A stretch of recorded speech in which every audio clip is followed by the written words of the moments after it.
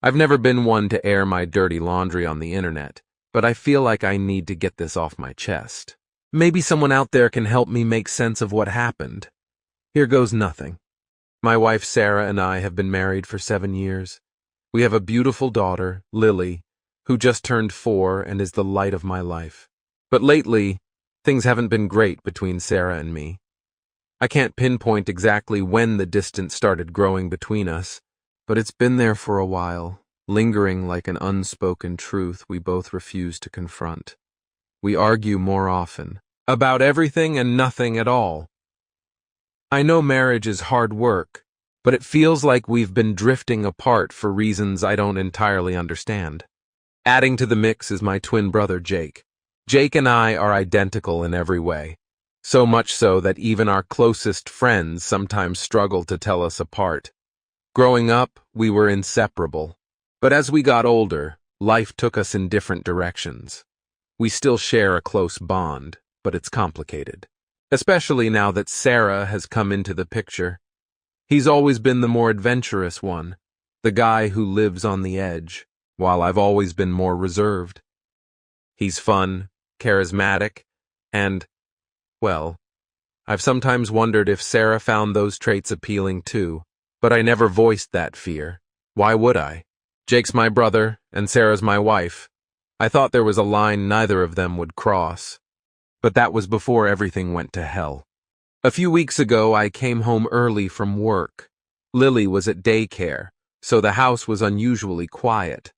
I was hoping to talk to Sarah about our problems, maybe try to figure out where we went wrong and how we could fix it. As I walked through the house, I noticed the bedroom door was slightly ajar. I didn't think much of it until I heard noises coming from inside. At first, I froze.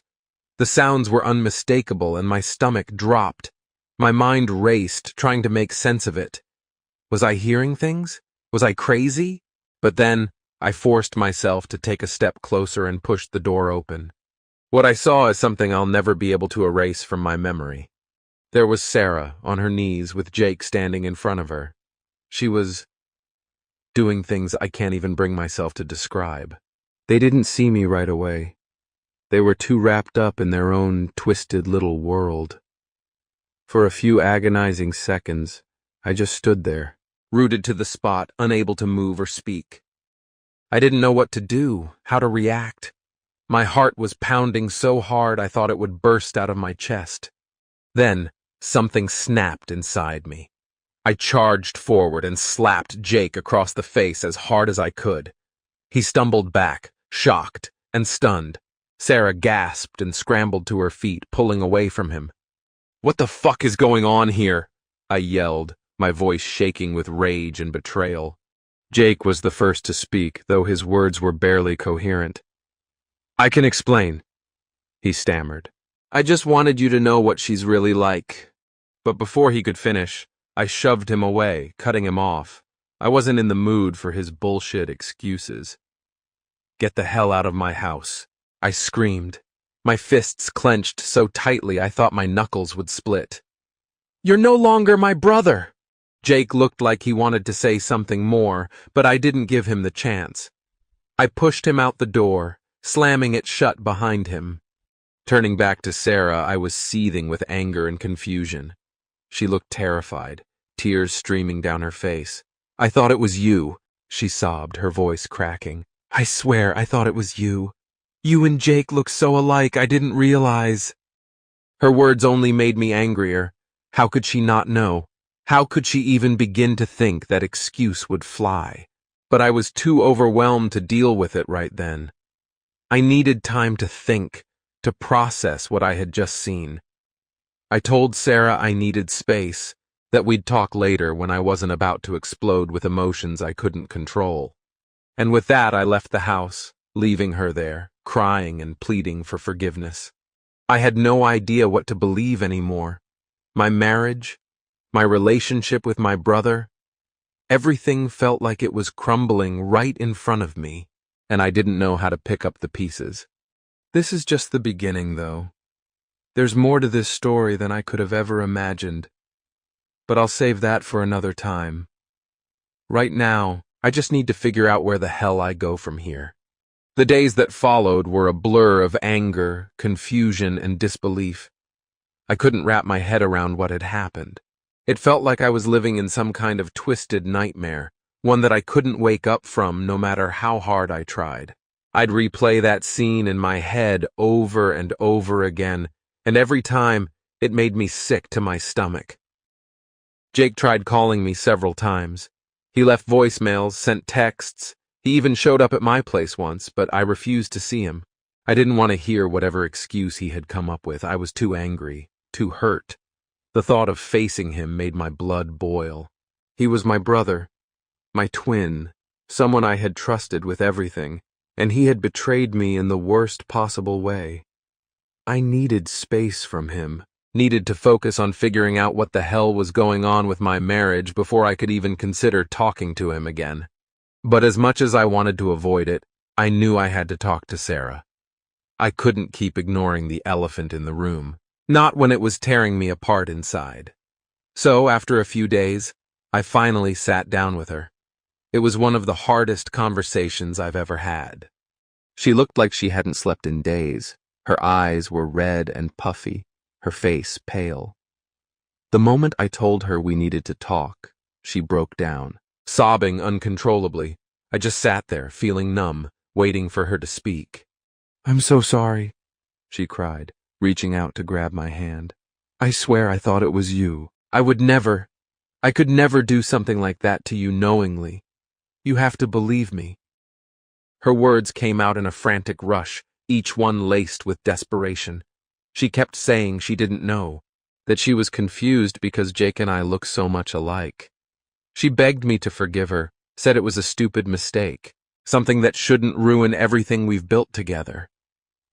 She kept bringing up Lily, telling me to think about our daughter, about how this would affect her if we couldn't work things out. "Please," she whispered, her voice trembling. "We can't just throw everything away over this. I'm begging you. Let's just try to move past it." For Lily's sake, I'll do anything to make it right. I wanted to believe her. I wanted to accept that it was all just a horrible misunderstanding, that she genuinely thought Jake was me. But as much as I tried to convince myself, something inside me couldn't fully let go of the image I had walked in on. Still, I made the decision to try. I couldn't just end everything without at least making an effort to fix it. I told her that I would try to forget, that I would try to move on and put this behind us.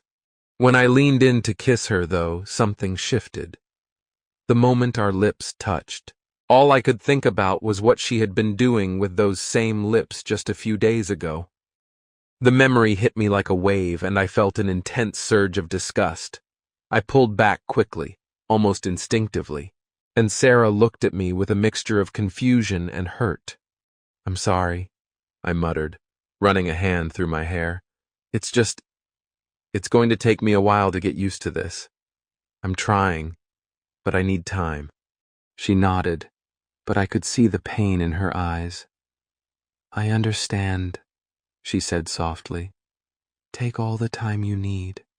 I'll be here, waiting." And I'll do whatever it takes to make things right. I wanted to believe that things would get better, that with time the pain and anger would fade and we could move on. But as I walked away from that conversation, I couldn't shake the feeling that something was still very, very wrong.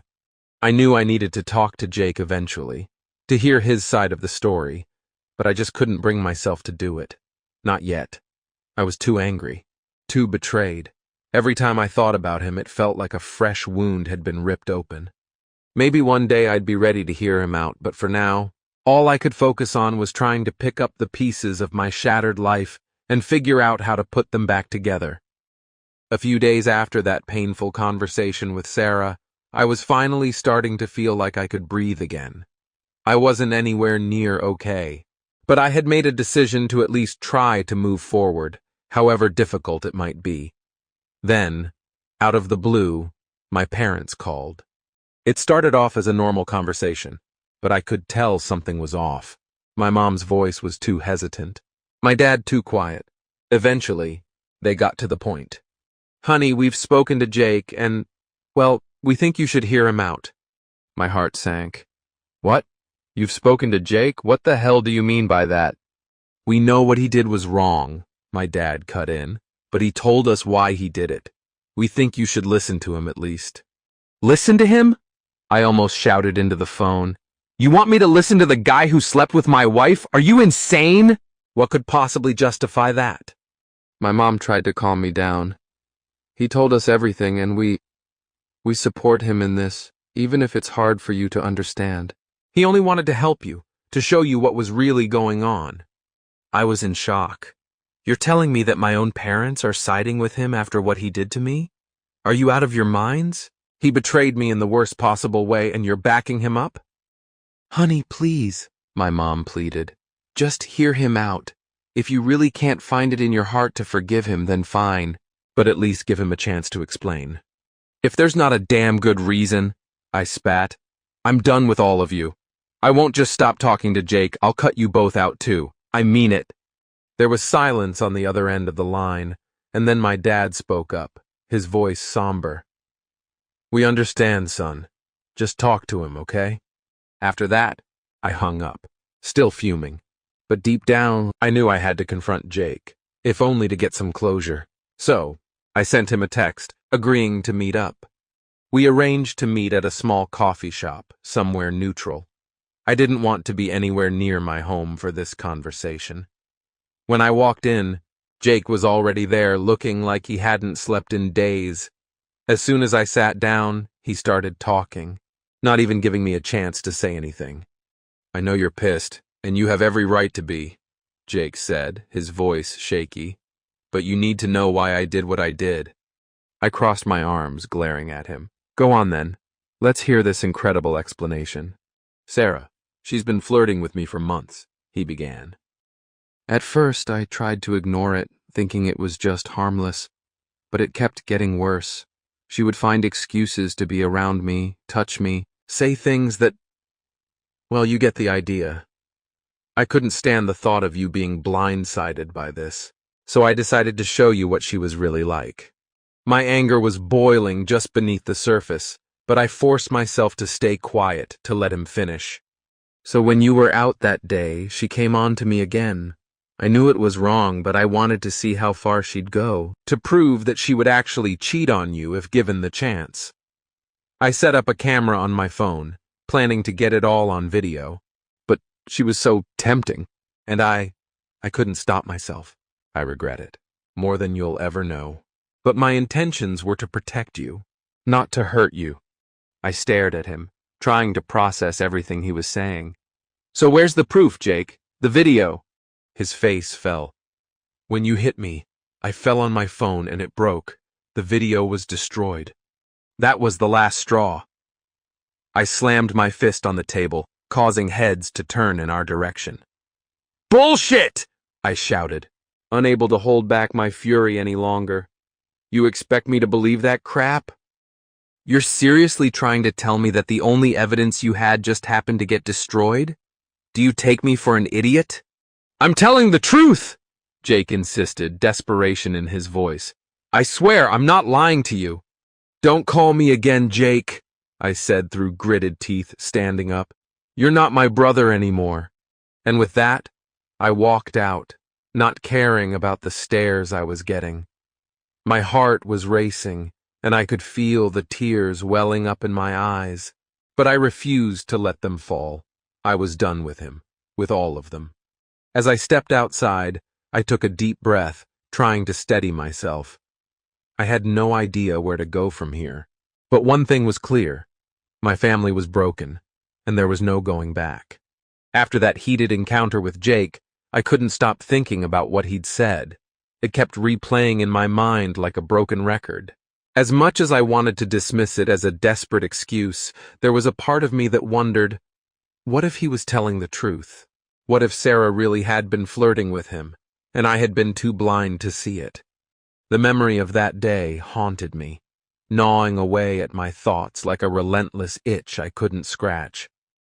My relationship with Sarah had taken a serious hit, and despite our efforts to move past it, things were only getting worse. I couldn't look at her without that sickening image flashing before my eyes, and every time I tried to kiss her, the disgust bubbled up inside me all over again. Our conversations became strained, our silences heavier, and the distance between us grew wider by the day. I started noticing things I hadn't before, things I wished I could unsee. Sarah had always been friendly, maybe a little too friendly, with other men. But now, with Jake's words echoing in my head, I began to see it differently. The way she laughed a little too hard at their jokes, the way she'd lightly touch their arms when she spoke to them, it all seemed like something more now, like she was trying to play them, to draw them in like some kind of seductress. I tried to push those thoughts away, to tell myself I was being paranoid, but they lingered, festering in the back of my mind. Then, one evening, everything changed. I was heading to my car when I heard Sarah's voice. She was standing outside, her phone pressed to her ear, speaking in hushed tones. I couldn't make out everything she was saying, but one part of the conversation caught my attention like a hook sinking into my flesh. "Yeah, I'll be home alone. Come by around noon. He won't be here, so we'll have the place to ourselves." My heart pounded in my chest. I stepped forward, startling her. "Who are you talking to?" Sarah jumped and quickly ended the call, forcing a smile as she turned to me. "Oh, it was just Emily," she said casually, naming one of her friends. "She wanted to come over tomorrow, but I told her it's better if she comes when you're not home so we don't disturb you. You know how she talks your ear off." I stared at her, trying to gauge if she was telling the truth. Everything in me screamed that she was lying, but I didn't have proof, just my growing suspicion and a gut feeling I couldn't shake. "Right," I muttered, pretending to accept her explanation. But inside, I knew I couldn't just let it go. The next day, I left for work as usual, but I couldn't focus on anything. My mind was consumed by the thought of what Sarah might be doing. By noon, I couldn't take it anymore. I told my boss I needed to leave early and rushed home, my heart pounding with every mile that brought me closer to the truth I dreaded to find. When I arrived, the house was eerily quiet. I opened the door slowly, trying to keep my footsteps light as I made my way upstairs. My pulse was racing, and with each step, the dread in my gut deepened. When I reached the bedroom, I pushed the door open. There she was, on top of some guy, doing the exact thing she had done with Jake. The sight of it was like a knife plunging into my heart all over again. Before I even realized what I was doing, I charged at the guy, dragging him off of her and beating him with all the rage and betrayal that had been simmering inside me for weeks. He tried to fight back, but I was too angry to care. I punched him until my knuckles were raw, until he was begging me to stop. Then I threw him out of my house, his clothes following him down the driveway. I turned back to Sarah, who was scrambling to cover herself, her face a mix of fear and guilt. I didn't give her a chance to speak. I grabbed her by the arm and yanked her out of the room, ignoring her pleas and apologies. "You're done," I snarled, shoving her toward the door. "Get out! I don't ever want to see you again." She tried to grab her clothes, but I didn't let her. I threw them out after her, watching as they scattered across the lawn. She stood there, crying and begging me to let her explain, but I had heard enough. The marriage that I had tried so hard to save was dead, and the woman I had once loved was nothing but a stranger to me now. As I slammed the door shut, I realized that Jake had been right all along.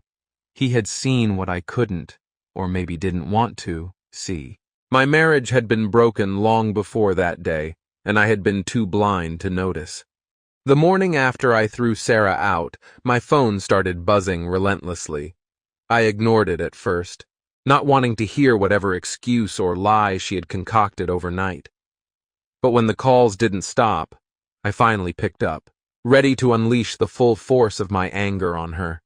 Her voice was shaky, desperate. "Please listen to me," she began, barely holding back tears. "I'm so sorry for everything. I didn't mean for any of this to happen. He forced me, just like Jake did. I didn't have a choice. I couldn't believe what I was hearing. Forced you? I spat, my voice dripping with contempt. You're really going to sit there and try to tell me that after everything I saw? You weren't forced into anything, Sarah. You chose this.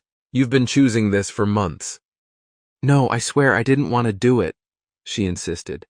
They both pressured me. They manipulated me. Shut up! I roared, cutting her off. You think I'm that stupid?